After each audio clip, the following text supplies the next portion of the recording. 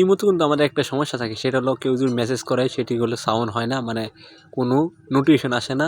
আর অনেক সময় সাউন্ড হয়, ঠিক নোটিফিকেশন আসে না। তো হ্যাঁ, সেটি নিয়ে আজকে আলোচনাটা করবো। তার জন্য আমি ইমোতে এসে বললাম, ইমোতে আসার পর দেখেন 2টি সেটিং অফ করে অন করে দেবো, তাহলে আপনি সঠিক কাজটি শিখতে পারবেন।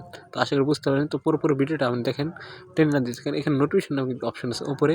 এখানে যখন দেখেন 3টি অপশন আছে, দেখতে পাচ্ছেন, আপনারা দেখিয়ে দিচ্ছি। এই দেখেন নোটিফিকেশন 3টি, আমার কিন্তু সাইলেন্ট হয়েছে।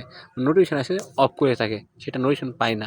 তার জন্য কি হবে, সেটি আমি অন করে দেবো। অন করে দিলে কী হবে, আমি একটা ডাইরেক্ট অন করে দেবো, নোটিফিকেশন আসবে, শব্দ হবে, দুটোটাই হবে। দেখেন আমি যদি ওই ছায়াটা দিই, তাহলে আমার 2টি অপশনই চালুই হবে। আর এটা যে নোটিফিকেশন অফ, ইমোর সাউন্ডও অফ। মাঝখানে যদি শুধু SMS আসবে, অন্য কিছু না। তাই দেখেন আমি ওইটা কিন্তু অফ করে দিয়েছি, তাহলে আমাদের কাজ মোটামুটি এখানে শেষ। তাই কী, এখানে ব্যাক দিয়ে চলে আসবো। তারপর কী করতে হবে, আপনি ইমো আছে না, ইমো একটু যেতে ধরে রাখবেন, চাপ দিয়ে ধরে রেখে এখান থেকে অপশান আছে, সেটা হলো এই দেখেন আমি দেখিয়েছি পুরোপুরি সাহায্যে আমরা বুঝতে সুবিধা হয়। এখানে একটু অপশান আছে, এই অপশান যাবেন, যাওয়ার পরে এখানে আরও একটি সেটিং অন করতে হবে। সেটি হলো এখানে নিচে যাওয়ার স্ক্রল করে দেখেন এই মিউজিক নামে একটা অপশান আছে, সেটি আপনি পাবলিক করা নেই, পাবলিক করে দেবেন, মানে এভরি অন করে দেবেন, তাহলে কাছে আশা করি শিখতে পারেন। বন্ধুদেরকে শেয়ার করে দেবেন, সবাই শিখতে পারে। আল্লাহ হাফেজ।